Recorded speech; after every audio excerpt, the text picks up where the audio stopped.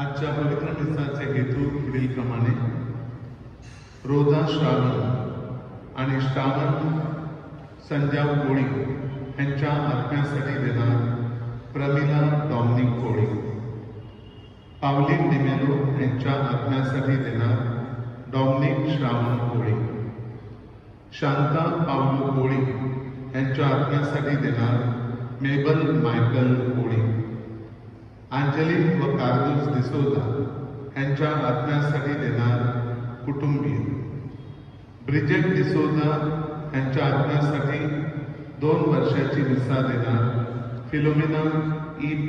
Fernandes, pascal D'Souza यांच्या आत्म्यासाठी 1 वर्षाची मिसा देणार फिलोमिना E.P. फर्नांडिस, रोजुबाई लॉरेन्स कोळी आणि लॉरेन्स मतेस कोळी यांच्या आत्म्यासाठी देणार नेल्सन लॉरेन्स कोळी, पास्कू मतेस कोळी आणि दर्शना वर्डीकर यांच्या आत्म्यासाठी देणार संगीता नेल्सन कोळी, कॅथरीन मायकल गावदेव आणि जेबोबाई फ्रान्सिस गावदेव यांच्या आत्म्यासाठी देणार संगीता नेल्सन कोळी, कुटुंबातील सर्व मयत व्यक्तींच्या आत्म्यासाठी देणार नेल्सन लॉरेन्स कोळी आणि कुटुंबीय.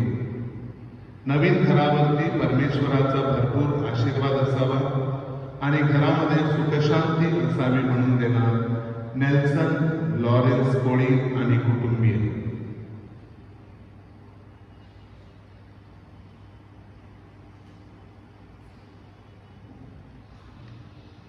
पिता पुत्र आणि पवित्र आत्मा यांच्या नावे आपल्या प्रभू येशू ख्रिस्ताची कृपा, परमेश्वराची प्रीती आणि पवित्र आत्म्याचा सहवास तुम्हाला लाभो.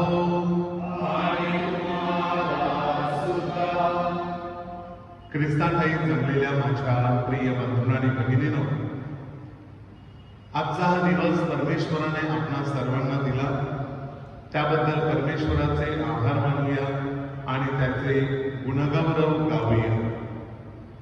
प्रिय बंधूंनो आणि भगिनींनो, आजचा हा रविवारचा दिवस आपल्या ख्रिस्त सभेमध्ये आनंदाचा आणि महत्त्वाचा दिवस मानला जातो, कारण आज आपल्या मुंबई सरधर्म प्रांतामध्ये आपण थँक्सगिव्हिंग डे म्हणजेच आभाराचा दिवस पाळत आहोत.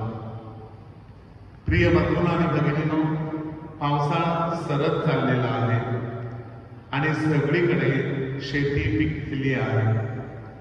भूमीने आपला उपज आपल्याला दिलेला आहे आपलं पोट भरण्यासाठी, आणि म्हणूनच शेतकरी वर्ग म्हणा, आपले कोळी बांधव म्हणा किंवा आणखीन कोणीही ज्यांना जे काही परमेश्वर देतो ह्या ना त्या मार्गाने, तर ते आपण आजच्या दिवशी परमेश्वराला प्रतिकात्मकरित्या अर्पण करत असतो आणि परमेश्वराचे आभार मानत असतो.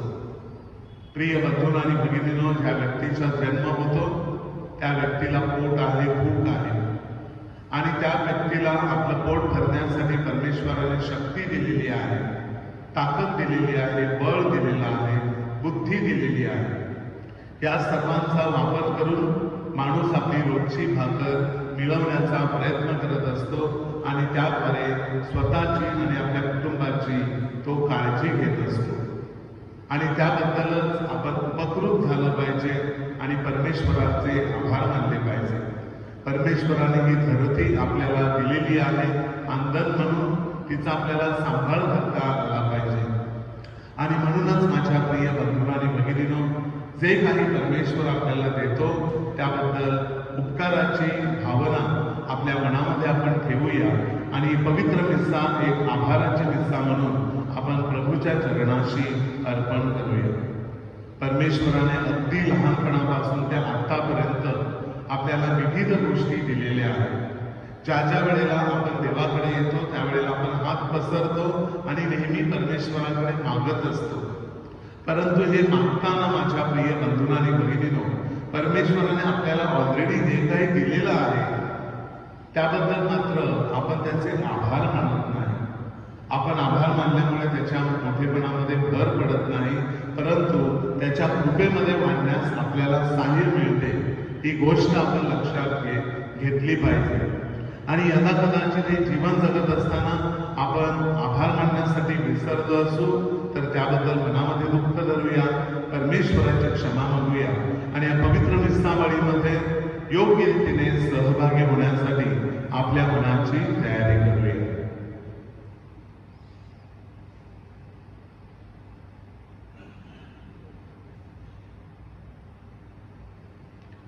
सर्वशक्तिमान परमेश्वरा,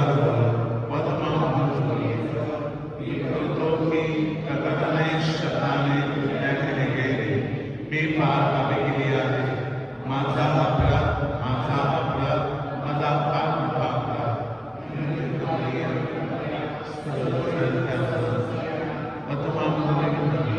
विनवितो की माझ्यासाठी आपल्या प्रभू परमेश्वराजवळ प्रार्थना करा. सर्वसमर्थ परमेश्वरा, दया करून व आमच्या पापांची क्षमा करून आम्हाला सर्वकालिक जीवनाकडे नेवो.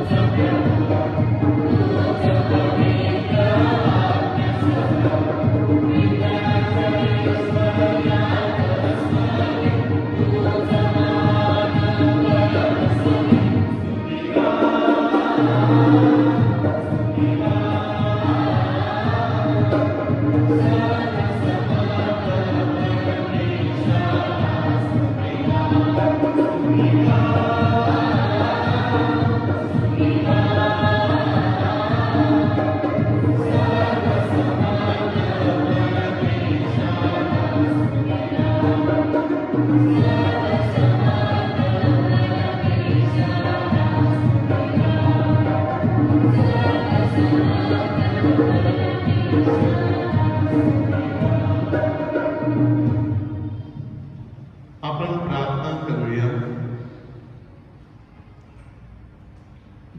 हे सर्व समर्थ बाबा, तुझे आम्हावरील प्रेम आमच्या आशा आकांक्षा परिपूर्ण करणारे आहे. आमच्या अपराधांची आम्हाला क्षमा कर, आम्हाला तुझ्या शांतीचे वरदान दे आणि मुक्ती मार्गाच्या दिशेने आम्हाला चालव. ही प्रार्थना मी तुझ्या पवित्र आत्म्याच्या ऐक्यात सर्वकाळ जिवंत राहणारा आणि राज्य करणारा एकच परमेश्वर तुझा पुत्र आमचा प्रभू येशू ख्रिस्त ह्याच्याद्वारे करतो.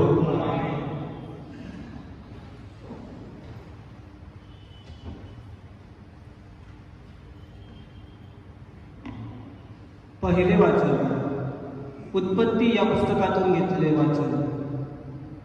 परमेश्वर देव बोलला, मनुष्य एकटा असावा हे बरे नाही, तर त्याच्यासाठी मी अनुरूप सहकारी निर्माण करीन. परमेश्वर देवाने सर्व वनपशु आणि आकाशातील सर्व पक्षी हे मातीचे घडविल्यावर आदाम त्यांना कोणते नावे देतो हे पाहावे म्हणून त्याच्याकडे ते त्याने नेले. तेव्हा आदामाने प्रत्येक सजीव प्राण्याला जे नाव दिले तोच त्याचे नाव पडले.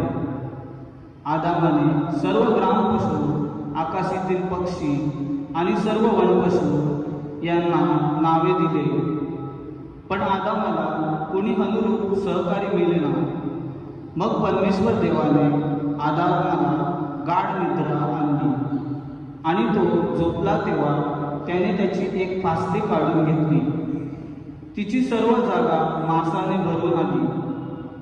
परमेश्वर देवाने आदामाची फासली काढून तिची स्त्री बनवली आणि तिला आदामाकडे नेली. तेव्हा आदाम म्हणाला, आता ही मात्र माझ्या हाडातले हाड आणि मांसातले मांस आहे. हिला नारी म्हणावे, कारण ही नरापासून बनवली आहे. या कारणासाठी पुरुष आपल्या आईबापांना सोडून आपल्या पत्नीशी जडून राहील ती दोघे एक देह होतील. हा प्रभूचा शब्द आहे.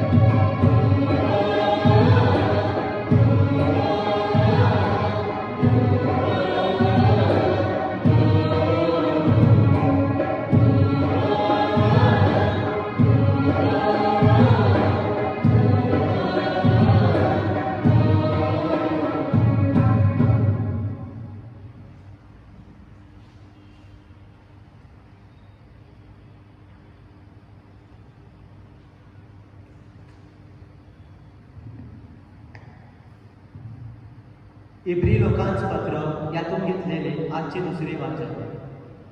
देवाच्या कृपेने प्रत्येकाकरिता मरणाचा अनुभव घ्यावा म्हणून ज्याला देवदूतापेक्षा किंचित कमी दर्जाने केले होते तो येशू मरण सोसल्यामुळे गौरव आणि थोरवी यांनी मुकुटामंडित केले असं आपण पाहतो. कारण ज्याच्यासाठी सर्व काही आहे आणि ज्याच्याद्वारे सर्व काही आहे त्याने पुष्कळ पुत्रांना गौरवात आणताना त्यांच्या तारणाचा जो पदक त्याला दुःखसनाद्वारे परिपूर्ण करावे हे उचित होते. कारण तो पवित्र करणारा आणि ज्यांना पवित्र करण्यात येत आहे ते सर्व एकापासूनच आहेत. या कारणास्तव त्यांना बंधू म्हणायला त्याला लाज वाटत नाही. हा प्रभूचा शब्द आहे.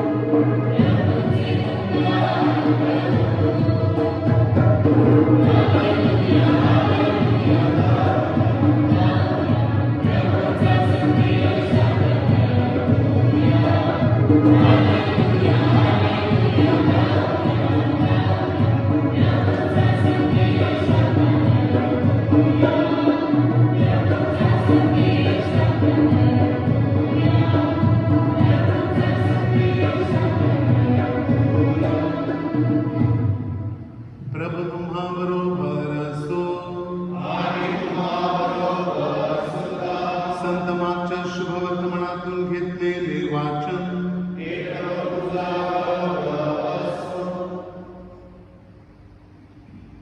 काही परुषी तेथे आले आणि येशूची परीक्षा पाहण्याच्या उद्देशाने त्यांनी त्याला विचारले की पुरुषाने आपल्या पत्नीला सूटपत्र देणे शास्त्र आहे का?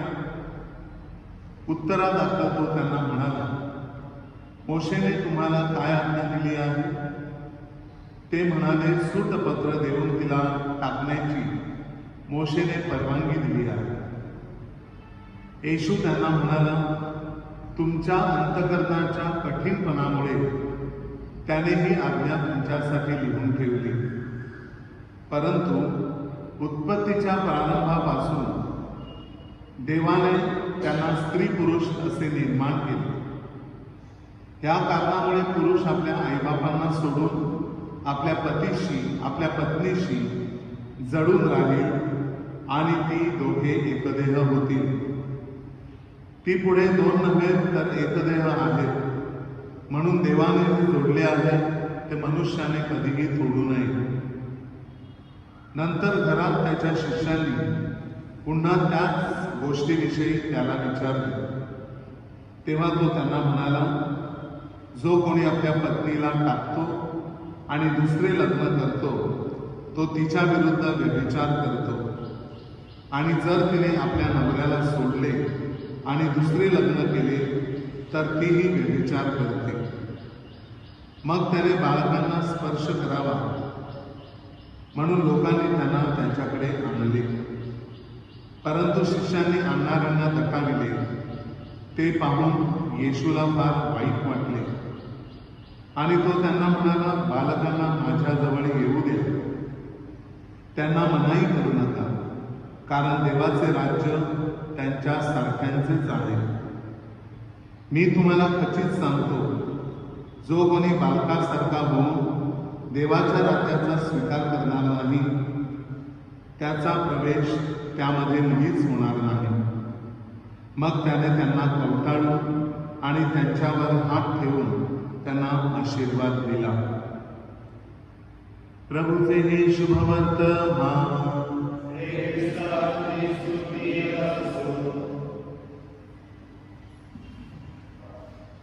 ख्रिस्तासाठी जमलेल्या माझ्या प्रिय बंधूंनो आणि भगिनींनो, उत्पत्तीच्या पुस्तकामध्ये आपण पाहतो देवाने सर्व सृष्टीची निर्मिती केली, या धरतीची निर्मिती केली. सर्व प्रकारच्या वनस्पती, सर्व प्रकारची फळं, सर्व प्रकारचे प्राणी, मग ते आकाशातील असो, जमिनीवरील असो, जमिनीच्या मध्ये राहणारे असो किंवा जलाशयामध्ये राहणारे असो, सर्व काही निर्माण केल्यानंतर ह्या सृष्टीवरती सत्ता चालवण्यासाठी त्याने मानवाची निर्मिती केली आणि मानवाला जोडीदारी म्हणून त्याने एवेची किंवा स्त्रीची निर्मिती केली. हे आज आपण पहिल्या वचनामध्ये पाहतो. अशा प्रकारे माझ्या प्रिय बंधूंनो आणि भगिनींनो, प्रथम आईवडिलांना परमेश्वराने निर्माण करून परमेश्वराने त्यांना आशीर्वाद दिला आणि त्यांना सांगितलं, फलद्रूप व्हा, बहुगुणित व्हा आणि ही पृथ्वी व्यापून टाका. आकाशातील ताऱ्या इतकी आणि समुद्र तीरावरील वाळू इतकी तुमची संतती होईल. आणि हा आशीर्वाद आज माणसाठाई खरा ठरलेला आपल्याला दिसतो. आज जगामध्ये माणसांची भाऊगर्दी झालेली आहे आणि आपल्याला माहिती आहे की चायना आणि चायनानंतर भारत आपला लोकसंख्येच्या दृष्टीने पहिला आणि दुसरा नंबर लागतो. आणि इतरही देशामध्ये मोठ्या प्रमाणामध्ये लोकसंख्या आहे. ह्या सर्व लोकांना पोट आहे, ह्या सर्व लोकांना भूक आहे, परंतु ह्या सर्वांना आजही खायला प्यायला मिळतं. हे खायला प्यायला कुठून मिळतं? माझ्याकडे बंगला आहे, माझ्याकडे गाडी आहे, बरंचसं सोनं चांदी आहे, हिरे मानके आणि जड जवाहीर आहेत, परंतु माझ्या ठाई जर भाकर नसेल तर माझं पोट मी कसं भरणार? आणि म्हणून माझ्या प्रिय बंधूंनो आणि भगिनींनो, आपल्या मालमत्तेपेक्षा, कपड्या लत्त्यापेक्षा, दागदागिन्यापेक्षा प्रथम आपली भाकर ही अत्यंत महत्वाची आहे. आणि ही भाकर जेव्हा परमेश्वराने सृष्टीची निर्मिती केली त्यावेळेलाच मानवाला उत्पन्न करण्या अगोदरच त्याने ही भाकर या जगामध्ये निर्माण केली. ज्या काही खाण्याच्या गोष्टी आहेत त्या सर्व त्याने निर्माण केल्या. आता माणसाने पद्धतशीरपणे शेती करण्याचा व्यवसाय सुरू केला, मासेमारी सुरू केली आणि त्यामधून त्याने आपलं पोट भरायला सुरुवात केली.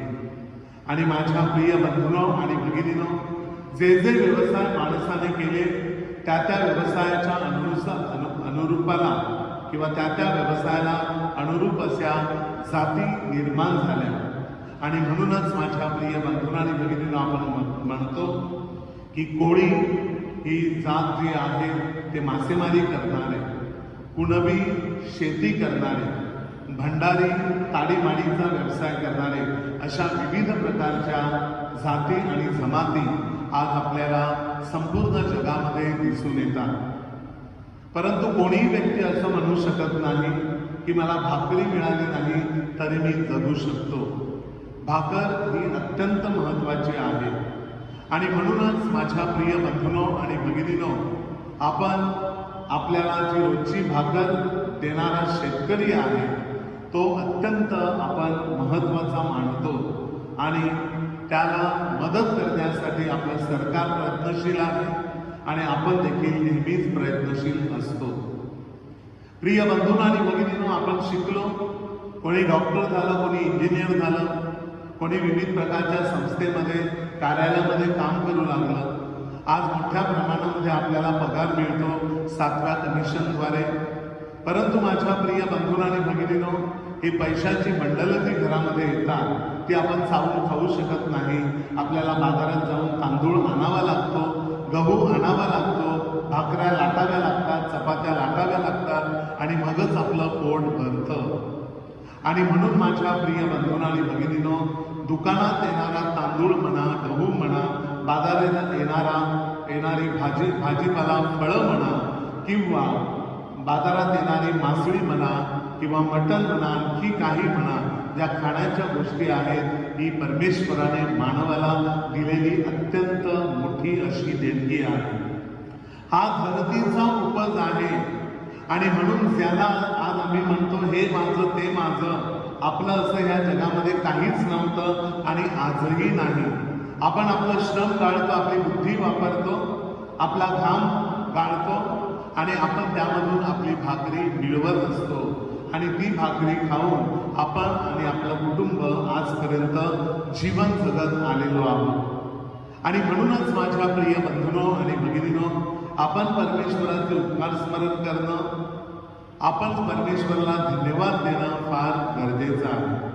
ही धरती किंवा ही पृथ्वी जी आहे ती मानवाला अंगण म्हणून दिलेली आहे, सांभाळण्यासाठी दिलेली आहे. परंतु आज मानव अणुशास्त्राकडे वळलेला आहे आणि तोच पृथ्वीचा गळा घुटत आहे, तोच पृथ्वीचा मारेकरी ठरत आहे. प्रिय बंधूंनो आणि भगिनींनो, प्लास्टिकचा झालेला अवास्तव असा वापर, त्याचप्रमाणे आपण जो कचरा निर्माण केलेला आहे या संगणकाद्वारे आणि इतर गोष्टीद्वारे, त्यामुळे ही धरती विनाशाकडे झुकत आहे. प्रिय बंधूंनो आणि भगिनींनो, ग्लोबल वॉर्मिंगमुळे आज पावसाळ्याचे दिवस बदललेले आहेत. कधीतरीच मध्येच पाऊस पडतो, कधीतरीच मध्ये कुठेतरी बर्फ पडतो, कुठेतरी मोठा भूकंप होतो, कुठेतरी महामारी येते, कुठेतरी आणखीन काही नॅचरल कॅलॅमिटीज किंवा ज्याला आपण नैसर्गिक आपत्ती म्हणतो त्या उत्पन्न होतात. त्या सगळ्या गोष्टीला आज मानव जबाबदार आहे. का? माझ्या प्रिय बंधूंनो आणि भगिनींनो, उत्पत्तीच्या पुस्तकामध्ये परमेश्वराने जी धरती आपल्याला सांभाळण्यासाठी दिली ती धरती आपण व्यवस्थित सांभाळत नाही आणि आपण आपलं पोट भरण्याचा प्रयत्न करतो, अधिकाधिक विकास करण्याचा प्रयत्न करतो आणि जी धरती आपल्या हातात दिलेली आहे त्याचा वाट लावण्याचा प्रयत्न करतो. परंतु असा विचार करत नाही, माझी मुलं बाळं आणि माझी नातवंड ह्यांना देखील या धर्तीवरती जगायचं आहे. त्यांच्या मुलांना देखील जनरेशन टू जनरेशन, पिढ्यानपिढ्या येथे जगायचं आहे.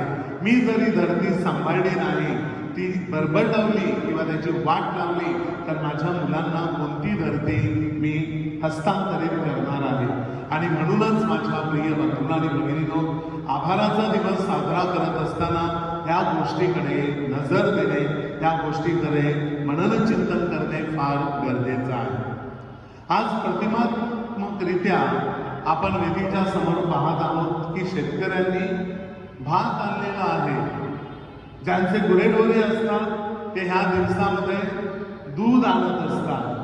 ज्यांची पोल्ट्री फार्म असतात ते ह्या दिवसामध्ये माझ्या प्रिय बंधूंनो आणि भगिनींनो अंडी किंवा जिवंत कोंबड्या आणत असतात. एवढंच नव्हे तर आपले मासेमारी करणारे कोळी बांधव, त्यांना ऑगस्ट महिन्यामध्ये जे फळ मिळतं पहिलं, त्यांच्या समुद्रामध्ये जे पहिले मासे मिळतात तर ते पहिल्यापासून जवळपासच्या चर्चमध्ये धाव घेत असतात आणि ही मासळी परमेश्वराला अर्पण करत असतात. कारण ह्या सगळ्या खाण्याच्या गोष्टी असतात, ह्याच्यावरती आपलं जीवन अवलंबून असतं. माझ्या घरामध्ये भरपूर काही गोष्टी आहेत, परंतु खाण्यापिण्याच्या गोष्टी नसतील तर मी तडफडून मरेन. मी सोने चांदी खाऊन आणि माझा बंगला बघून आणि माझी गाडी बघून जगू शकत नाही. मला जीवन जगण्यासाठी पाण्याची गरज आहे, ते पण शुद्ध पाण्याची गरज आहे, शुद्ध हवेची गरज आहे आणि शुद्ध अन्नाची गरज आहे. ते परमेश्वराने उत्पत्तीच्या पुस्तकामध्ये मानवाला जीवन जगण्यासाठी पुरवलेलं आहे. ह्याचं भान ठेवून, ह्याची जाणीव ठेवून आपण परमेश्वराचं आजच्या दिवशी उपकार स्मरण करत असतो. आजचा हा दिवस निवडलेला असतो माझ्या प्रिय बंधूंनो आणि भगिनींनो, ऑक्टोबर महिन्यातला पहिला रविवार.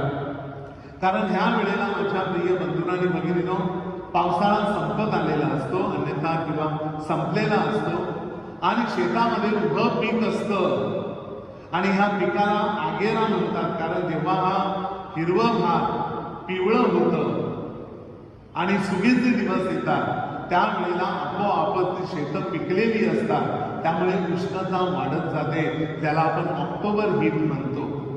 आणि ही हीट जी असते त्याच्यामुळे सगळीकडे गरमी पसरली जाते आणि म्हणून ह्या भाताच्या सुडाला आपण काय म्हणतो, आगेरा, जणू काही ती आग आहे. होय माझ्या प्रिय बंधूंनो आणि भगिनींनो, आणि म्हणूनच आपले ईस्ट इंडियन बांधव या आभाराच्या दिवसाला आगेराचा सण म्हणून संबोधितात.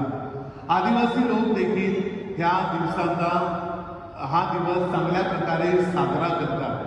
जे वारकरी कातकरी आहेत किंवा भिल्ल समाज आहे ते देखील अशा प्रकारे शेती करतात.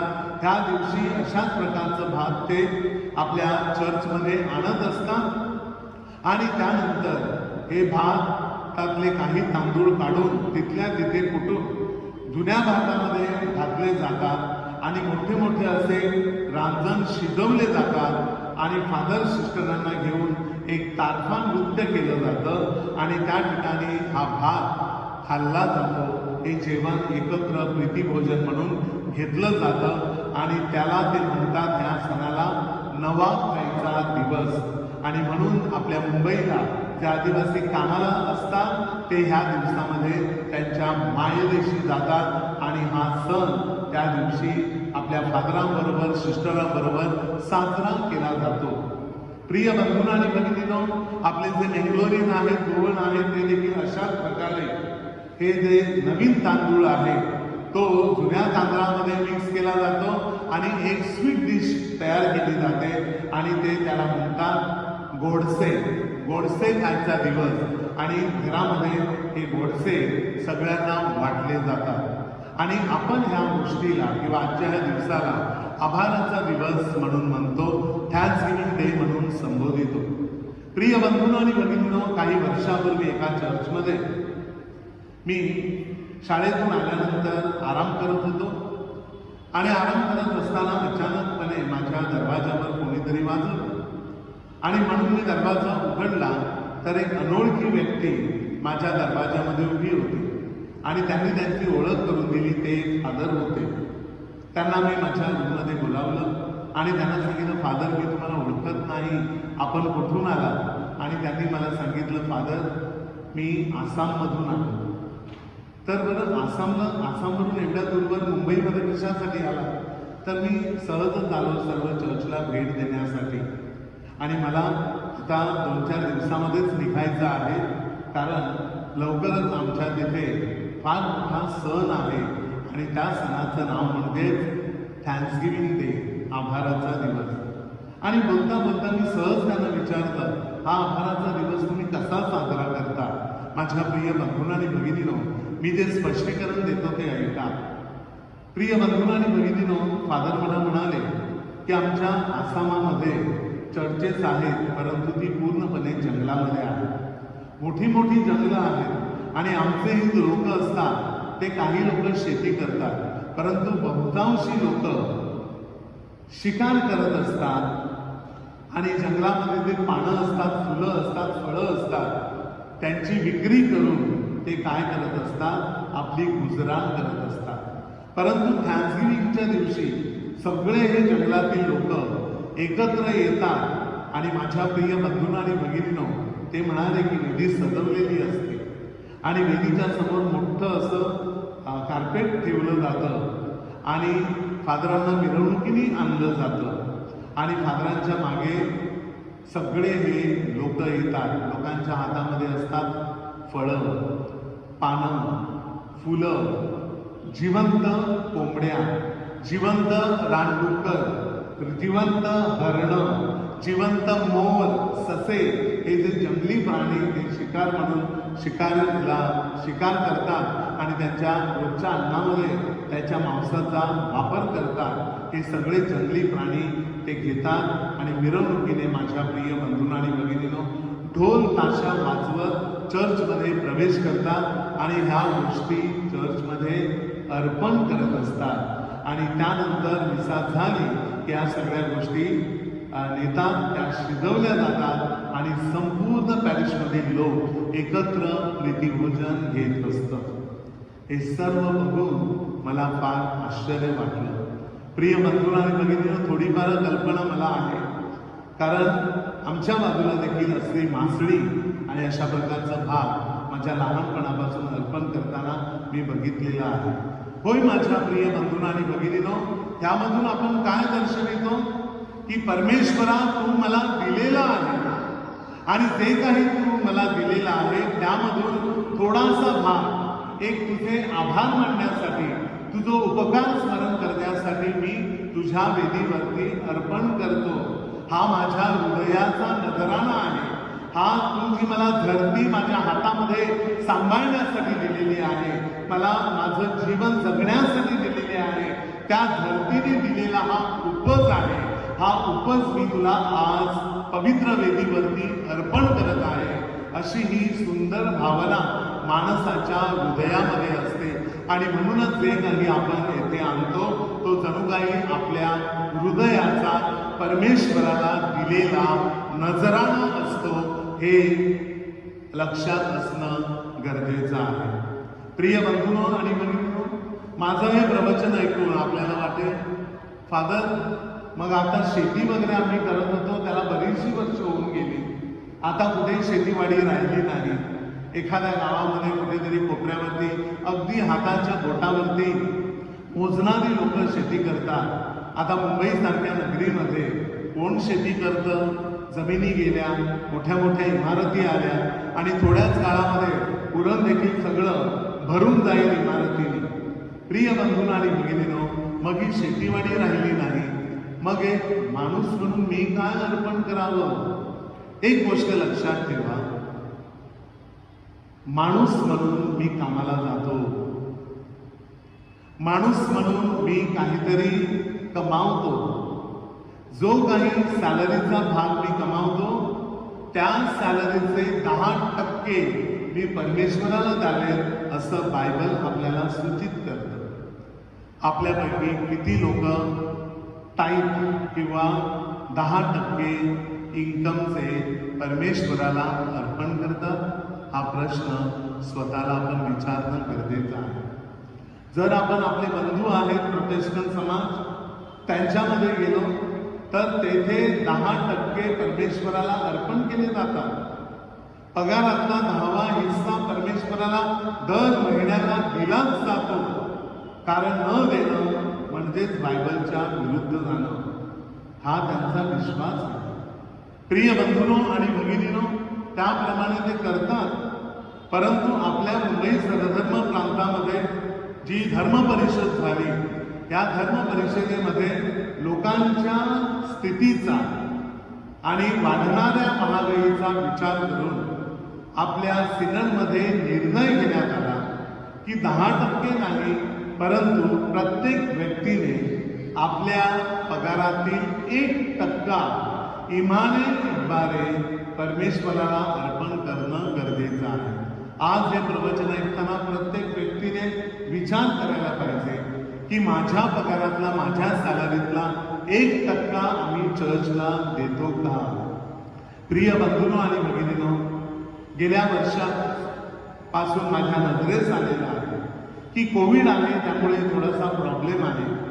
परंतु माझ्या प्रिय बंधूंनो आणि भगिनींनो, आपल्यापैकी अनेकांना चांगल्या प्रकारे सॅलरी मिळते. मग ह्या सॅलरीतला 10वा हिस्सा किंवा पहिला 1% आपण का देऊ शकत नाही परमेश्वराला? आपला जो समाज कल्याण निधी आहे, हा निधी आपल्या पॅरिसमधील किती लोक इमाने इतबारे आणून देतात आणि त्याची पावती ऑफिसमधून घेतली जाते? हा विचार करण्यासारखा प्रश्न आहे. प्रिय बंधूंनो आणि भगिनींनो, वर्षातून कधीतरी आगेराचा सण साजरा करायचा आणि अशी सुंदर प्रवचनं ऐकायची आणि मग थोडंसं भात न्यायचं आणि ते तिथे वेदीवर ठेवायचं म्हणजे संपलं का? मग आपली जबाबदारी आणि कर्तव्य कधी पार पाडायचं? हा प्रश्न माणसाला विचारायला नको का? माझ्या फॅमिलीचा 10वा हिस्सा किंवा 1% आम्ही परमेश्वराला कम्युनिटी फंडामध्ये देणं फार फार गरजेचं आहे. आणि जर आम्ही हे देत नसू तर कुठेतरी आम्ही चुकतो. एक ना एक दिवस परमेश्वर आम्हाला ह्याबाबत विचारणा करील. मग माझं काय? तसं बघितलं तर आपलं काहीच नाही. मातेच्या उदरातून आम्ही लग्न आलो आणि ह्या जगामधून जाणार तेव्हा पूर्णपणे लग्न जाणार, काहीच घेऊन जाणार नाही. जे काही आम्ही घेतलं ते त्या ह्या पृथ्वीवरून आणि जे काही आम्ही सोडून जाणार ते पृथ्वीवरतीच सोडून जाणार. मग परमेश्वरात द्यायला त्याचंच आम्ही घेतलं, त्याला द्यायला आम्ही मागे का पाहतो बरं?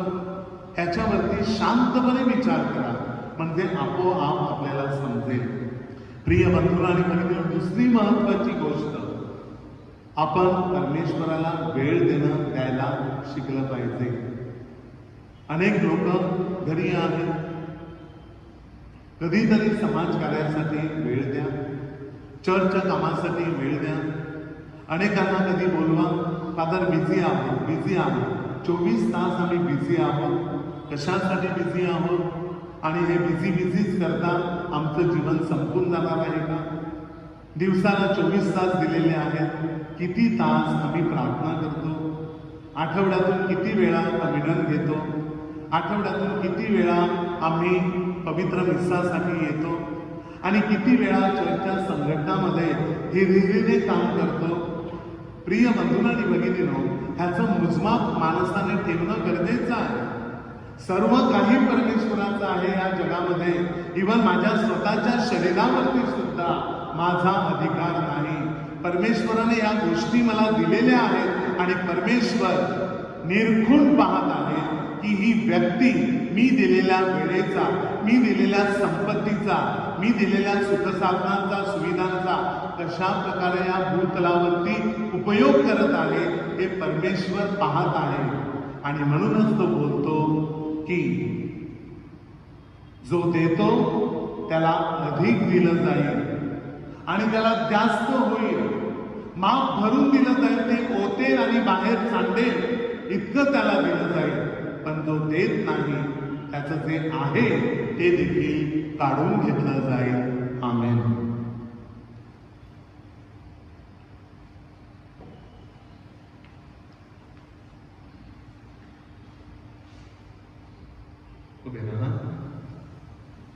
स्वर्ग आणि पृथ्वी यांचं उत्पन्न करता सर्व समर्थ परमेश्वर पिता, यावर माझा विश्वास आहे. त्याच्या एक पुत्र तो पवित्र आत्म्याच्या कुमारी मध्ये कोणती त्याला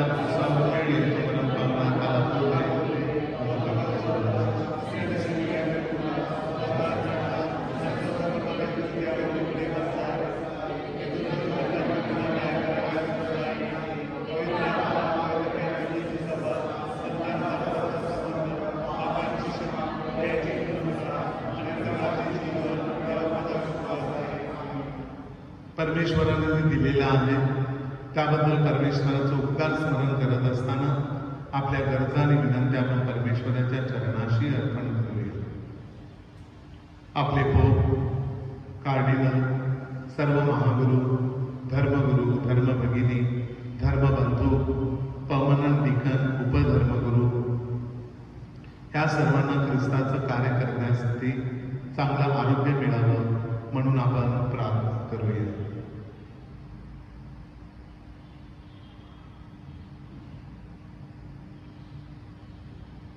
आज आभाराचा दिवस साजरा करत असताना आपण आपल्या पॅरिशमधील जे शेतकरी बंधू आहेत त्यांना त्यांच्या शेतामध्ये यश मिळावं, त्यांच्या कष्टाला फळ मिळावं त्यांच्यासाठी प्रार्थना करूया. जे आपले कोळी बांधव आहेत त्यांना यंदाच्या वर्षी चांगली मासळी मिळावी.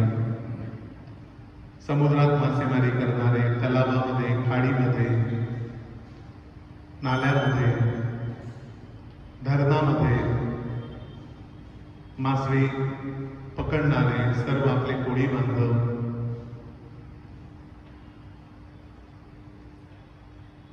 त्यांचं संरक्षण व्हावं वादळ वाऱ्यापासून, त्यांना अधिकाधिक मासळी मिळावी, चांगल्या मासळीला भाव मिळावा म्हणून त्यांच्यासाठी प्रार्थना करूया.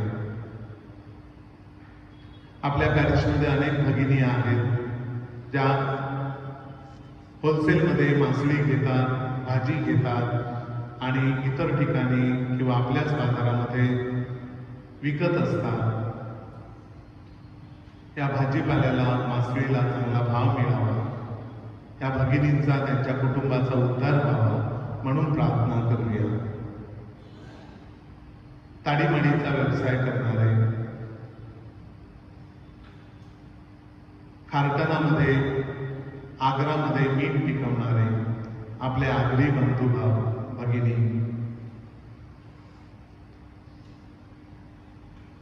विविध प्रकारचा व्यवसाय करणारे, ज्यांची दुकानं आहेत, ज्यांचे लहान मोठे कामधंदे आहेत, बिझनेस आहे, ते व्यवसाय, ते बिझनेस वाढत जावे, कामधंद्यामध्ये सर्वांना यश मिळावे म्हणून आपण त्यांच्यासाठी प्रार्थना करूया.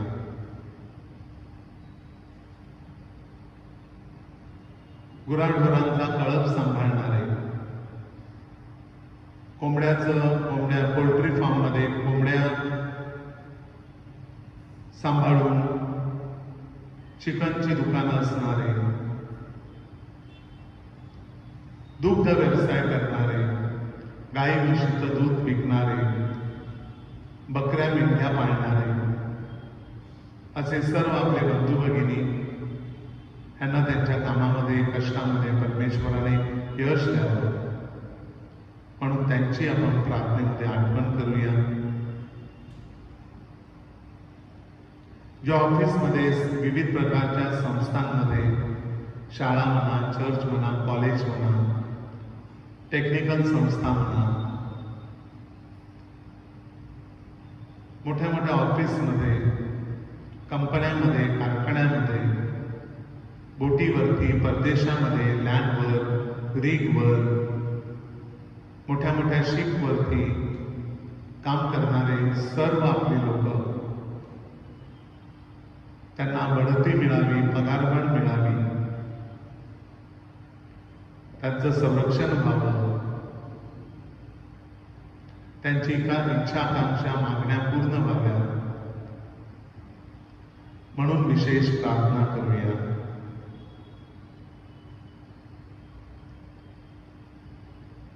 गहू, ज्वारी, बाजरी, मका, नाचणी, तांदूळ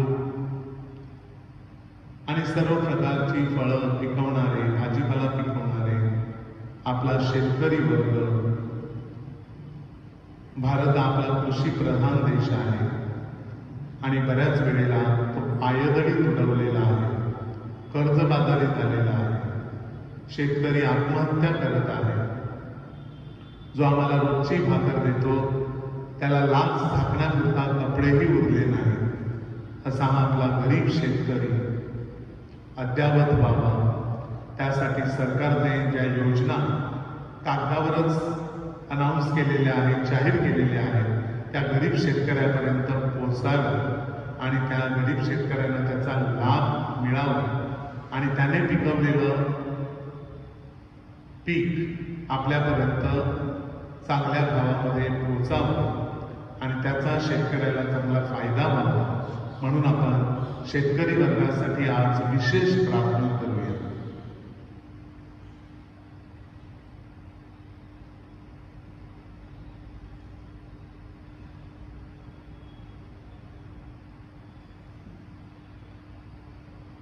आणि या सगळ्याबद्दल परमेश्वराला धन्यवाद देऊया. आपण प्रार्थना करूया. हे प्रभू परमेश्वरा, आज आभाराचा दिवस साजरा करत असताना आमच्या मनातल्या भावना तू जाणून घे. उपकृत होण्याची जी भावना आहे, कृतज्ञतेची जी भावना आहे, आभाराची जी भावना आहे, त्याचा तू स्वीकार कर आणि आम्हा सर्वांचा पुन्हा एकदा सांभाळ कर. ही प्रार्थना आम्ही आमच्या प्रभू ख्रिस्ताद्वारे करतो. आमेन.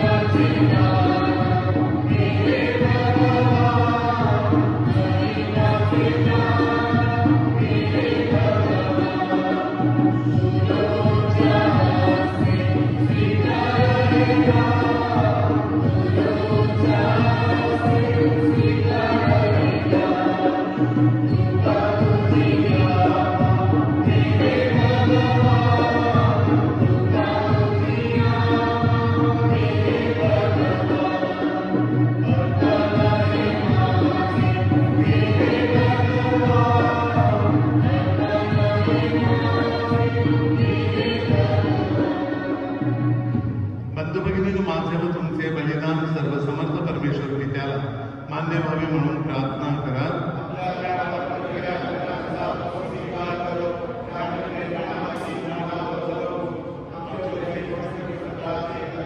हे सर्वसमर्थ बाबा, आमच्या दानांचा स्वीकार कर.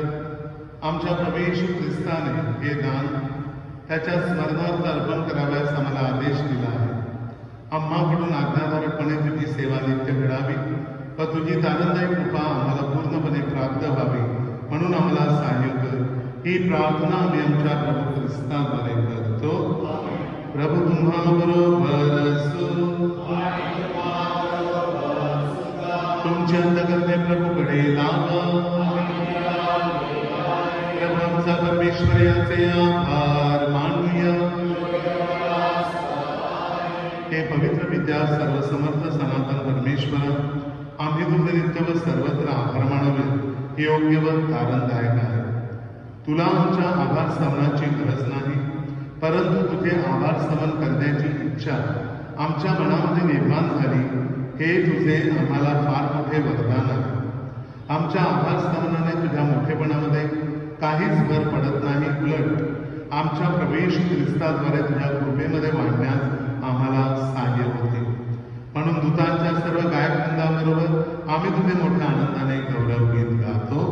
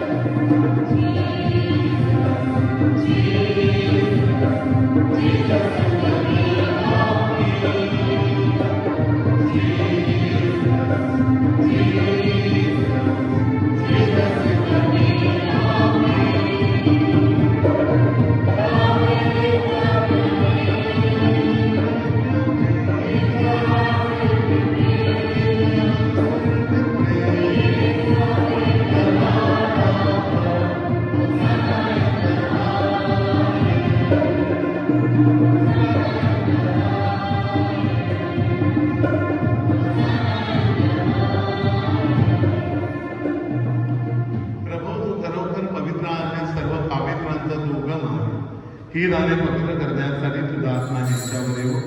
ही दाने आमच्यासाठी आमच्या प्रभू येशू ख्रिस्ताचं शरीर व रक्त बनव. स्वेच्छेने स्वीकारलेल्या आपल्या दुःखसहनापूर्वी त्याने आपल्या हातात भाकर घेतली, तुझे आभार मानले व ती भाकर म्हणून आपल्या शिष्यांना देत म्हटले, तुम्ही सर्वजण ही घ्या आणि खा. हे माझं शरीर आहे, हे तुमच्यासाठी अर्पिलं जाईल.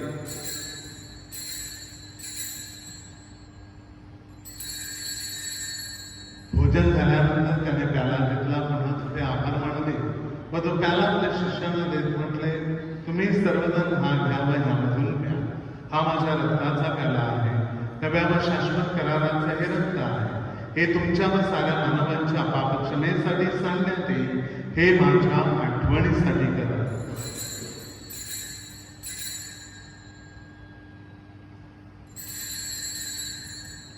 श्रद्धेच्या रहस्याचा पण जयघोष करूया. त्याच्या मरणाच्या पुनरुत्थानाच्या स्मरणार्थ हे पित्या, आम्ही तुला जीवनदायी हा गर्व हा तारणदायक कला अर्पण करतो व तुझ्या समोर मिळवण्यास व तुझी सेवा करण्यास आम्हाला पात्र केल्याबद्दल आम्ही तुझे आभार मानतो. ख्रिस्ताचे शरीर व रक्त सेवन करणाऱ्या मी सर्व तुझ्या पवित्र आत्म्याच्या कृपेने एक व्हावे तसे आम्ही विनवितो. प्रभू, सर्व जगभर पसरलेल्या तुझ्या ख्रिस्त सभेची तू आठवण कर. आमचे परमगुरू स्वामी फ्रान्सिस, आमचे महागुरू स्वामी ऑस्वर्ड ग्रेश, इतर सर्व महागुरू व धर्मगुरू यांच्यासह आमची तुझ्या प्रेमात उत्तरोत्तर वाढ कर. मरणातून पुन्हा उठण्याच्या आशेने ख्रिस्ताला विश्रांती पावलेल्या आमच्या सर्व बंधू भगिनींची तू आठवण कर. त्यांना व ख्रिस्तवासी झालेले इतर सर्व लोकांना तुझे दिव्य दर्शन घडू दे. आम्हा सर्वांवर दया कर. देवमाता धन्यकुमारी मरिया सवेप्रेशी व जगाच्या आरंभापासून त्या तुझ्या सर्व संतांसह आम्हाला शाश्वत जीवनाचे वाटेकरी कर. त्यांच्यावर आम्ही तुझी स्तुती करावी. आमच्या प्रभू येशू ख्रिस्ताद्वारे तुझा गौरव गावा म्हणून आम्हाला कृपा दे. ख्रिस्ताद्वारे, ख्रिस्तासह, ख्रिस्ताठाई पवित्र आत्म्याच्या ऐक्या हे सर्व समर्थ पित्या तुझा सन्मान व गौरव सदा सर्वदा हो. प्रभूने शिकवलेली प्रार्थना आता आपण एकत्रितपणे म्हणूया. आमच्या स्वर्गीय पिता, हे नाव तुझे राज्य येऊ, जसे स्वर्गात तसे पृथ्वीवरही क्षेत्रप्रमाणे आमची रोजची भाकरी त्याने आमच्या मनाची मागणी तशी तू आमच्या मनाची क्षमा कर आणि हे प्रभू, सर्व वाईटापासून आमचे संरक्षण कर. या जीवनात तू आम्हाला शांती दे. आमच्या तारदाने प्रभू येशू ख्रिस्ताच्या पुढे येण्याची व शाश्वत जीवनाच्या आशेने वाट पाहत असता आम्ही तुझ्या दयेच्या सहाय्याने पापापासून दूर राहावे व सर्व संकटापासून सुरक्षित असावे. हे प्रभू येशू ख्रिस्ताचा आपल्या प्रेषणास म्हणाला, मी तुम्हासाठी शांती राखून ठेवतो, मी माझी शांती तुम्हास देतो. म्हणून आमच्या पापाकडे पाहू नकोस, तर तुझ्या ख्रिस्त सभेच्या श्रद्धेकडे पहा आणि आम्हाला तुझ्या स्वर्गीय राज्यातील शांती व ऐक्य देण्याची कृपा कर. तू नित्यजीवी असून सदा सर्वदा राज्य करतोस. प्रभूची शांती तुम्हा बरोबर सदा असो. आपण एकमेकास प्रभूच्या नावाने शांती वंदन करूया.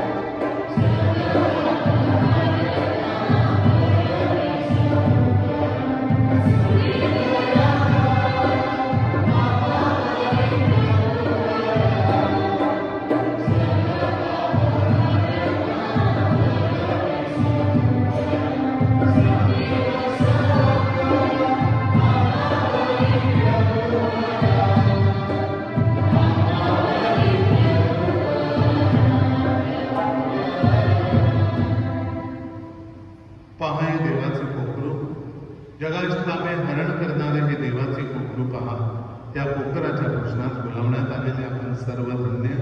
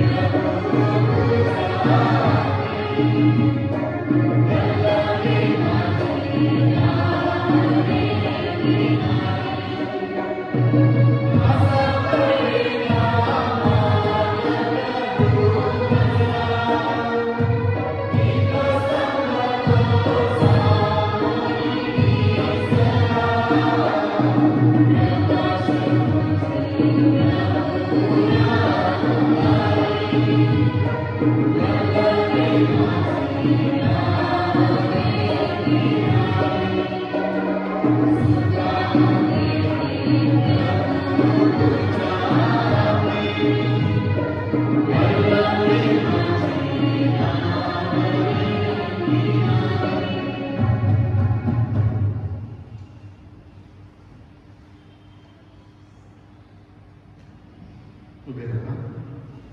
आपण प्रार्थना करूया. हे सर्व समर्थ परमेश्वरा, आम्ही स्वीकारलेल्या ख्रिस्त शरीर संस्काराद्वारे आम्हाला तुझी कृपा दे. आम्ही साजरा करीत असलेल्या ख्रिस्त प्रेम संस्काराचा आमच्या जीवनाला स्पर्श व्हावा व आम्ही तुझ्याकडे आकर्षित व्हावे म्हणून आम्हाला सहाय्य कर. ही प्रार्थना आम्ही आमच्या प्रभू ख्रिस्ताद्वारे करतो. कृपया खाली बसून घ्या.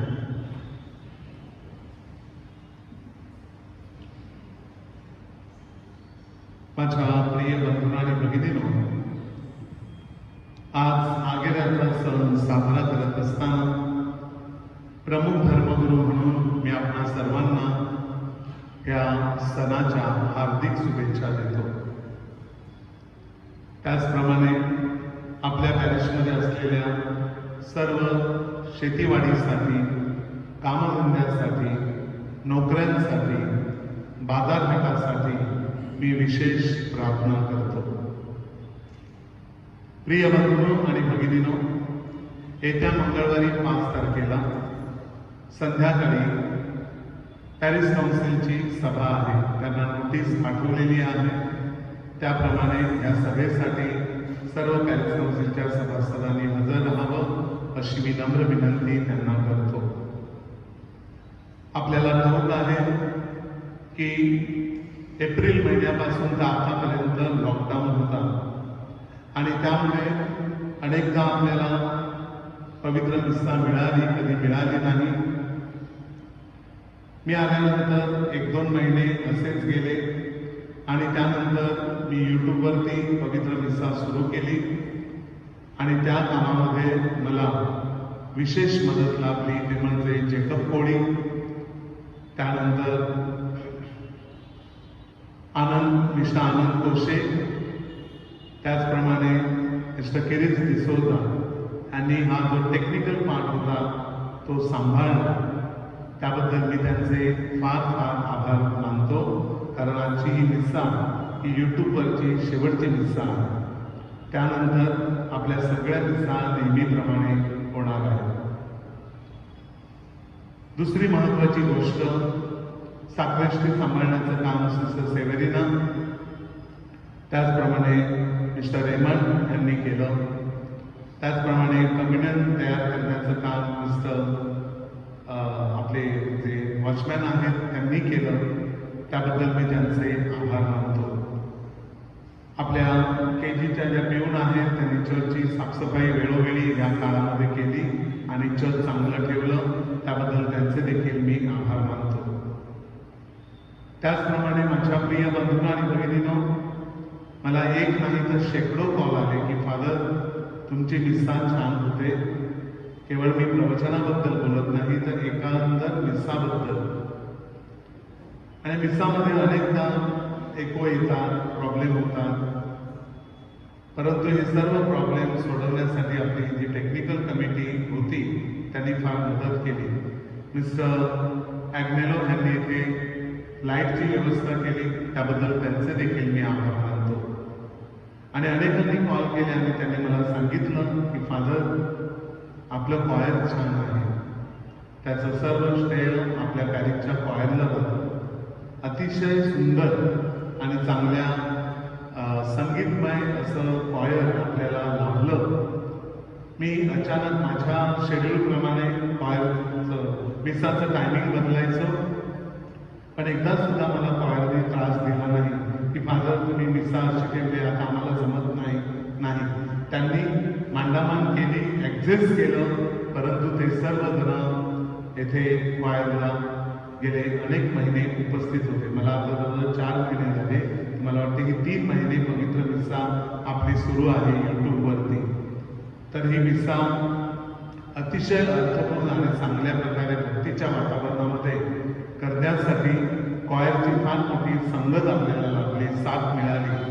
त्याबद्दल मिस्टर एडवर्ड डिसोजा आणि त्यांचे सर्व सहकारी जे इथे वादक गायक आहेत त्यांचे मी फार आभार मानतो. आणि चुकून ह्या बाबतीत यूट्यूबच्या मिस्सा बाबतीत कोणाचे आभार मानायचे राहिले असतील तर त्याबद्दल मी त्यांचेही आभार मानतो आणि आभाराचे 2 शब्द पूर्ण करतो. आज आपण आभाराचा दिवस साजरा करत आहोत आणि दरवर्षी आपले शेतकरी बंधू चांचेतील हे भात आणत असतात आणि अद्याप जवळजवळ 5ला 5 मिनिटं कमी असताना भात काही आलं नव्हतं. तर मला म्हटलं येतं की नाही, आणि म्हणून दोघा तिघांनी मला विचारलं फादर आभाराचा दिवस भात आलं नाही काय करायचं. हरकत नाही, भात आलं नाही तरी आपलं हृदय आपण काय करूया, येशूला अर्पण करूया आणि त्याचे आभार मानूया. असं बोलत असताना एकामागून एक भात यायला सुरुवात झाली आणि इतकं भात इथे लोकांनी आणलं. या शेतकऱ्यांचा आभार मानण्यापेक्षा मी परमेश्वराला विनंती करेन, त्यांच्यासाठी प्रार्थना करेन की त्यांना आणि त्यांच्या कुटुंबांना सुखी ठेव आणि त्यांना चांगलं आरोग्य दे आणि त्यांच्या ह्या शेतीवाडीमध्ये त्यांना यशप्राप्ती होऊ दे. एवढीच माझी त्या शेतकऱ्यांसाठी नम्र प्रार्थना. प्रिय बंधूंनो आणि भगिनींनो, आज 1 ऑक्टोबर पवित्र मरियेची इमाज भक्तिभावाने आपल्या घरामध्ये, आपल्या झोनमध्ये, 5ही झोनमध्ये गेलेली आहे. ही पवित्र मरियेची इमाज केवळ सिमेंट कॉन्क्रीटची इमाज नाही, तर जणू काही पवित्र मरिया माझ्या घराला आशीर्वाद देण्यासाठी आलेली आहे, मला संदेश देण्यासाठी आलेली आहे. ह्याची जाणीव ठेवून तिचं स्वागत करा. तो जो दिवस आहे किंवा ती जी वेळ आहे ती प्रार्थनेमध्ये घालवा. ते पवित्र वातावरण घरामध्ये असू द्या. पवित्र मरियेसमोर प्रत्येकाने वैयक्तिक गुडघे टेका आणि तिच्याकडे मागा, तिचे आभार माना. जे काही तुम्हाला सलतंय तुमच्या हृदयामध्ये ते तिला शांतपणे सांगा. तिच्यासमोर रडा माझ्या प्रिय बंधूंनो आणि भगिनींनो. तिचा पुत्र रडत आहे, तिची कन्या रडत आहे, ती सहन करू शकणार नाही आणि मी तुम्हाला खात्री देतो, विश्वास देतो, तुमचे अश्रू ती सिरियसली घेईल आणि ते देवापर्यंत, तिच्या पुत्राच्या चरणापर्यंत ती नक्कीच पोहोचवेल. या भावनेने तिच्या समोर नतमस्तक व्हा, फातिमा मातेच्या समोर आणि प्रार्थना करा. मी सर्व पॅरिस सभासदांचे आणि जे आपले झोनल लीडर्स वगैरे आहेत त्यांचे मी आभार मानतो. हा सुंदर कार्यक्रम त्यांनी ठेवलेला आहे, तो अत्यंत प्रार्थनेच्या आणि सर्व कोविडचे प्रोटोकॉल पाळून व्यवस्थित पार पडावा म्हणून मी प्रार्थना करतो. मला जेवढ्यांना शक्य होईल तेवढ्यांना या महिन्यामध्ये मी व्हिजिट करण्याचा प्रयत्न करणार आहे. शक्य होईल की नाही सांगता येत नाही, परंतु प्रयत्न मात्र करणार आहे आणि त्यात आम्ही किरीस आणि अनुराग मला मदत करणार आहे. त्यांचे देखील मी आभार मानतो. प्रिय बंधूंनो आणि भगिनींनो, सजावट कमिटीने सुंदर अशी सजावट केलेली आहे. पहा, आपल्याला असं वाटतं की आपण फातिमा नगरामध्येच उभे आहोत, तर ते घरी आहेत त्यांना मी आठवण करून देतो. आत्ताच मी दुपारी ग्रोटोचा फोटो तुम्हाला पाठवलेला आहे. कधीतरी आठवड्यातून एकदा रोज जमलं तरी सुद्धा या आणि वैयक्तिक प्रार्थना करा त्या ग्रोटो समोर. असा सुंदर ग्रोटो त्यांनी तिथे उभारलेला आहे. तर सर्व सजावट कमिटीचे जे मेंबर आहेत त्यांचे आणि अथक परिश्रम घेणारे सगळे मेंबर आणि त्यांचे जे कोणी डोनर आहेत आपलेच करिश्नर, या सर्वांचे मी मनापासून आभार मानतो. प्रिय बंधूंनो आणि भगिनींनो, गव्हर्नमेंटने सांगितल्याप्रमाणे 7 तारखेपासून कोणता दिवस आहे? गुरुवार. 7 तारखेपासून चर्च उघडत आहे. मी 7 तारखेपासून ऑफिशियली मिसा सुरू करत आहे. आपण मिसाला घ्या. शनिवारी नेहमीप्रमाणे मिसा आहे, बुधवारी नेहमीप्रमाणे मिसा आहे, रविवारी सकाळच्या दोन्ही मिसा नेहमीप्रमाणे आहे. इतर दिवसाचं टायमिंग चेंज झालेलं आहे. हे संपूर्ण टायमिंग मी आराखड्यासहित आपल्याला व्हॉट्सअपवरती पाठवणार आहे. ज्या ज्या कोणाला रोज मिसाला यायला मिळतं त्यांनी रोज मिसाला या. ज्यांना नाही जमत त्यांनी निदान बुधवारी या. नाही बुधवारी आणि महिन्याच्या शुक्रवारी जमलं तर निदान शनिवारी संध्याकाळी आणि रविवारची मिसाला तरी तुम्ही या, ती अटेंड करा. आपण ख्रिस्ती आहोत, जे देवाचं आहे ते देवाला दिलं पाहिजे. परंतु काही नियम आहेत. आजारी जे आहेत किंवा जे गर्भवती महिला आहेत, जे हॉस्पिटलमध्ये ॲडमिट होते आणि आता डिस्चार्ज घेऊन आलेले आहेत, त्यांना सर्दी, ताप, खोकला आहे किंवा जे 60 वर्षाच्या वरील आहे किंवा 10 वर्षाखालील मुलं आहेत, त्यांनी शक्यतो चर्चमध्ये येऊ नये असं सांगितलेलं आहे. परंतु कोणी आलं तर मी त्यांना थांबवणार नाही. पण शक्यतो आपण एका बाकावर 2 व्यक्तीला बसवणार आहोत आणि बाकीच्यांनी शक्यतो देवळाच्या बाहेर उभं राहायचं आहे. मिसा झाल्यानंतर मी आणि सिस्टर बाहेर येणार आहे आणि तुम्हाला तो विनंती देणार आहे. कोणीही ते पवित्र पाण्याचं जे फॉन्ट आहे त्यामध्ये पवित्र पाणी टाकू नका. मी आल्यापासून मी बघतो कोणतरी त्याच्यामध्ये पाणी होतच राहतं. तर तिथे पाणी घालायला बंद केली आहे, पूर्णपणे बंदी आहे. तर तिथे कोणीतरी पाणी घालतं, आम्ही काढतो, कोणतरी त्याच्यात घालतं. तर तिथे पाणी घालू नका, कारण कोविडचा पेशंट तिथे हात बुडवेल, त्याच्यानंतर येणारी व्यक्ती त्याच्यात हात घालील आणि सर्वांना प्रसार होईल. आपण स्वतःची काळजी घ्यायची आहे आणि इतरांची काळजी घ्यायची आहे. चर्चमध्ये जेव्हा या तेव्हा सुद्धा एकमेकांना हस्तांदोलन करण्याची गरज नाही. केवळ एकमेकांना दुरून नमस्कार करा. आपण जशी मिसामध्ये शांती देतो, दुरून एकमेकांशी बोला. कारण कोणाच्या कपाळावरती कोविड पेशंट म्हणून लिहिलेलं नसतं. कधी काय होईल सांगता येत नाही आणि म्हणून प्रत्येकाने काळजी घ्या. म्हणजे आपल्यासाठी चर्च कायमचं उघडं राहील आणि एकदा काही पीडा गेली मग तुम्ही सगळं करण्यासाठी मोकळे आहात. ही पीडा ताबडतोब जावी, महामारी ताबडतोब जावी म्हणून सध्या तरी देऊळ उघडता बरोबर त्या गोष्टीची अत्यंत काटेकोरपणे काळजी घेणं फार फार गरजेचं आहे. अशी नम्र विनंती मी आपल्या पॅरिशमधील लोकांना करत आहे. प्रिय बंधूंनो आणि भगिनींनो, आजचा हा आगेराचा सण, आजचा हा आभाराचा दिवस आपणा सर्वांना सुखाचा, आनंदाचा जावो हीच मी परमेश्वराताई प्रार्थना करतो. धन्यवाद. आता शेवटच्या आशीर्वादा अगोदर नवीन भाताला आशीर्वाद दिला जाईल.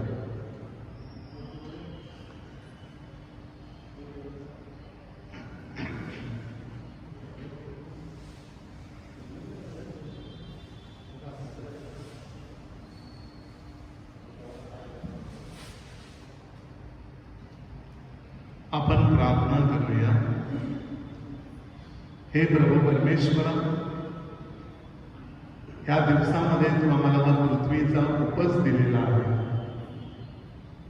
ज्या उपजावरती आमचं संपूर्ण जीवित अवलंबून आहे, ज्याची भाकरी आम्ही खातो आणि आम्ही जीवन जगतो, लहानाचे मोठे होतो आणि नंतर ही भाकरी आम्ही आमच्या मुलाबाळांकडे, नातवंडांकडे हस्तांतरित करतो.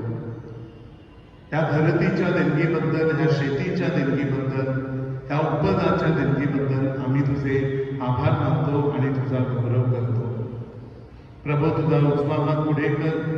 या नवीन पिकाला, या नवीन भाताला तू स्पर्श कर आणि प्रभू परमेश्वरा, त्याद्वारे आम्हा सर्वांचं तू कायमचं पोषण करत राहा. आणि एक दिवस तुझ्या स्वर्गातील जिवंत भाकर आम्हाला स्वीकारण्यास तू पात्र बनव. ही प्रार्थना आम्ही आमच्या प्रभू ख्रिस्ताद्वारे करतो. आमेन. आभाराचं गीत गाऊया.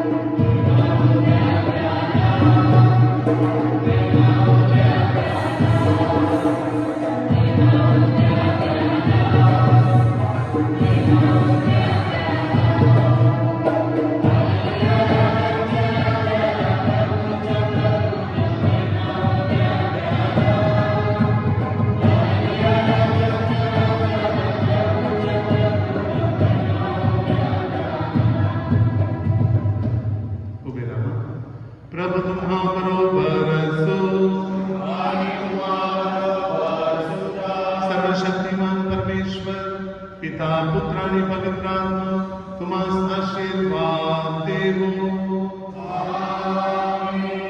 जा ख्रिस्ताच्या शांतीने परमेश्वराला धन्यवाद देण्यासाठी तुम्हास पाठविण्यात येत आहे.